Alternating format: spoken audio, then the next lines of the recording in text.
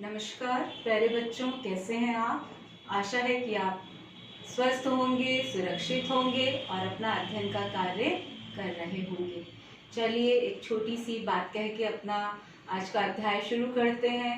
कोशिश कर हल निकलेगा, कोशिश कर हल निकलेगा, आज नहीं तो कल निकलेगा। अर्जुन के तीर सा सद मरुस्थल से भी जल निकलेगा। चलिए आज का हम अध्याय शुरू करते हैं कि हम अभी तक अलंकार पढ़ रहे थे और ये अलंकार का 5वां भाग है और जो बचे हुए अलंकार हैं उन्हें हम पढ़ेंगे। देखिए कौन से अलंकार हैं। पहला अतिशयोक्ति, दूसरा अनियोक्ति अलंकार और तीसरा विशेषोक्ति अलंकार आज के हम अध्याय में लेंगे। चलिए पहला अलंकार देखिए, अतिशयोक्ति अलंकार। शब्द से ही प्रतीत हो रहा है कि अति अर्थात अत्यधिक, अधिक से भी अधिक, यानी कि इस प्रकार का जो कथन है जहाँ पर अत्यधिक कोई बात कही जाती है। तो देखिए परिभाषा देखिए, काव्य में वर्ण्य विषय का, यानी कि जब कवि काव्य में वर्ण्य विषय का अतिरंजित चित्रण करता है या सामान्य रूप से उसका वर्णन ना करके अतिशय कथन कहता है या उसकी बढ़ा चढ़ाकर प्रशंसा करता है। और कई बार ऐसा होता है कि बढ़ा चढ़ाकर प्रशंसा करने में कई बार लोक मर्यादा का भी उल्लंघन हो जाता है, वहां पर अतिशयोक्ति अलंकार होता है। अगर हम सामान्य रूप से इसका अर्थ लेते हैं कि जहां पर काव्य में कवि किसी विषय का बढ़ा चढ़ाकर उसकी प्रशंसा करता है तो वहां अतिशयोक्ति अलंकार होता है। चलिए उदाहरण के माध्यम से इस बात को समझते हैं। ओ सखी तेरे रूप का नसानी, रति रानी भरे तेरा पानी। देखिए एक सखी दूसरी सखी से उसके रूप का वर्णन करते हुए कहती है कि तेरे रूप की कोई बराबरी नहीं कर सकता। यहाँ तक कि रति जो कामदेव की पत्नी है, जो सौंदर्य अति सौंदर्य पूर्ण, जिसका सौंदर्य इतना अधिक है, जो दूसरों को सौंदर्य प्रदान करती है, वह रानी भी उसके यहाँ पानी भरती है। तो यहाँ पर एक सखी ने दूसरी सखी के रूप की बढ़ा चढ़ाकर प्रशंसा की है। चलिए दूसरा उदाहरण देखिए, हनुमान की पूंछ में लगन न पाई आगी, लंका सिगरी जल गई, निशाचर भागी। यानी कि हनुमान की पूंछ में आग लगने से पहले ही सारी लंका जल गई और उसमें जो रहने वाले निशाचर थे, राक्षस थे, सभी भाग गए। तो कवि तुलसीदास ने यहाँ पर कवि ने जो है हनुमान जी की वीरता का, उनके बल का बढ़ा चढ़ाकर उनकी प्रशंसा की है। चलिए तीसरा देखिए, मैं तो राम विरह की मारी, मोरी मुंदरी हो गई कंगन। कवि ने यहाँ बताया कि जो विरहिणी है वह राम के प्रति अपने इष्ट देव के बिना जो है इतने अधिक व्याकुल है कि उसकी उंगली में पहनने वाली जो अंगूठी है वह भी कंगन बन गई है।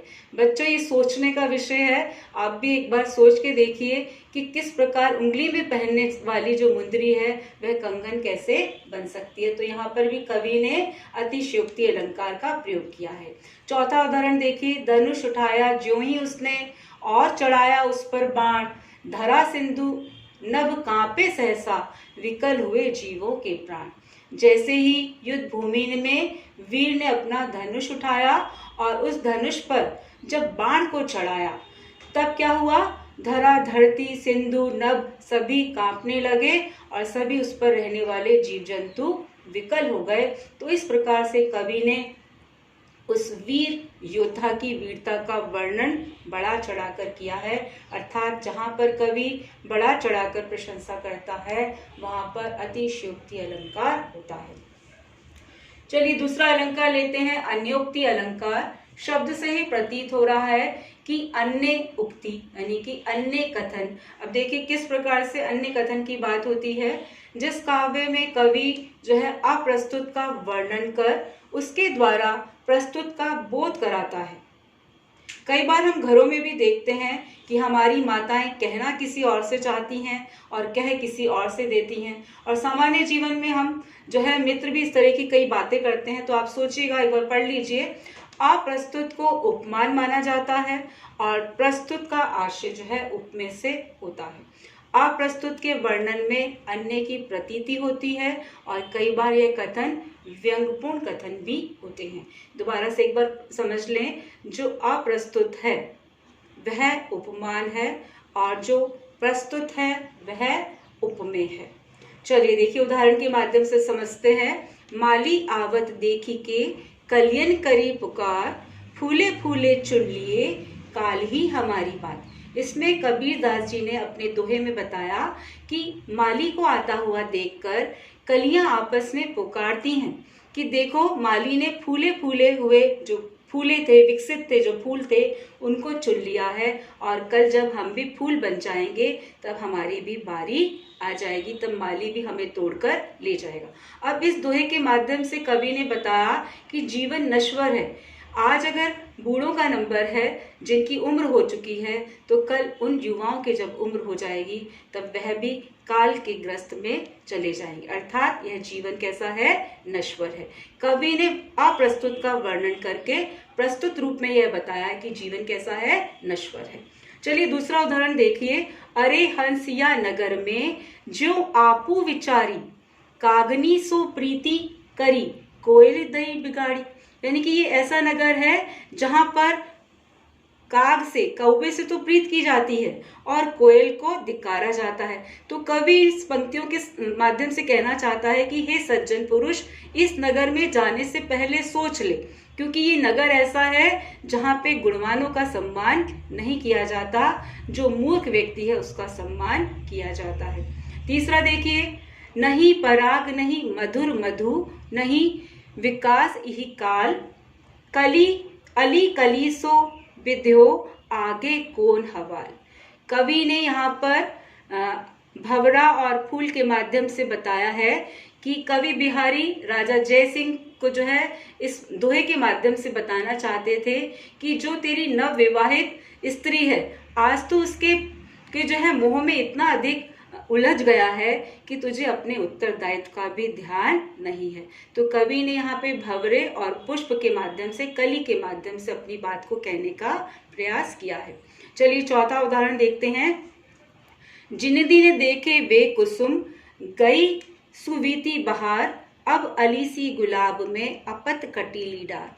इसमें कवि ने भंवरे और गुलाब के माध्यम से समझाने का प्रयास किया है कि किस प्रकार से जो गुणवान कवि है वह आश्रयदाता जो राजा है उसके आश्रय में रहता है, और जब आश्रयदाता जो है वह क्या हो जाता है? धनहीन हो जाता है, तब अब उसका कौन हवाल है, अर्थात वह अपने लिए कोई ना कोई अपना स्थान ग्रहण कर ले। चलिए, ये तो हमने पढ़ा अन्योक्ति अलंकार। कहने का आशय हुआ जहाँ पर अप्रस्तुत का वर्णन कर उसके द्वारा प्रस्तुत का बोध कराया जाता है, वहाँ पर अन्योक्ति अलंकार होता है। आशा है कि आपको समझ में आ गया होगा।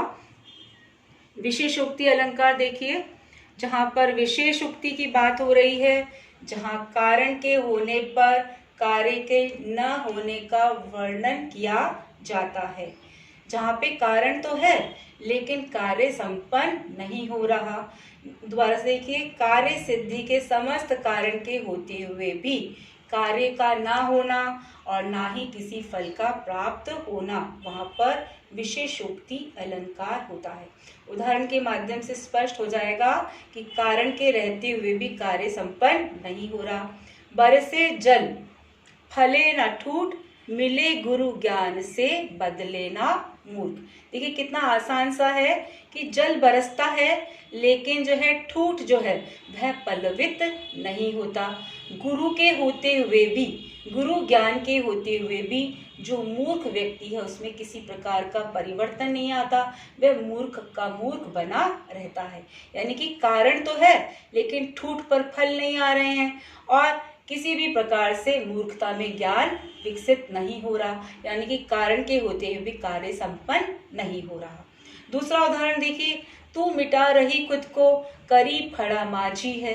यानी कि माझी के होते हुए जो भवसागर से पार लगा सकता है, उसके रहते हुए भी व्यक्ति इस भवसागर में डूबता चला जा रहा है।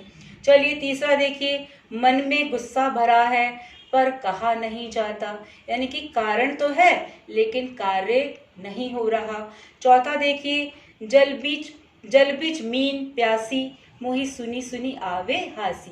यानी कि जल के मध्य में रहने वाली जो मछली है वह प्यासी की प्यासी रह जाती है, यह सुनकर जो है हंसी आती है। यानी कि सब कुछ होते हुए भी जो है कार्य नहीं हो पाता, अर्थात कारण होते हुए भी कार्य जब संपन्न नहीं होता वहाँ विशेषोक्ति अलंकार होता है।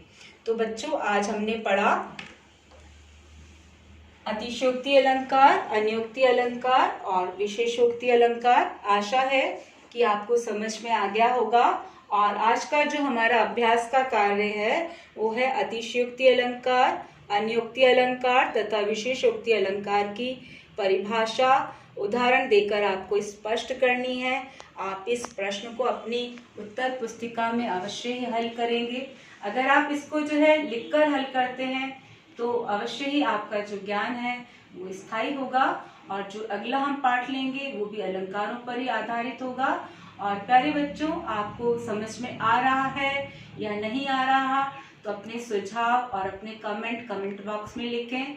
अपने इस वीडियो को शेयर भी करें जिससे आप जैसे जो अन्य विद्यार्थी हैं वो भी इस ज्ञान का लाभ ले सके। नमस्कार।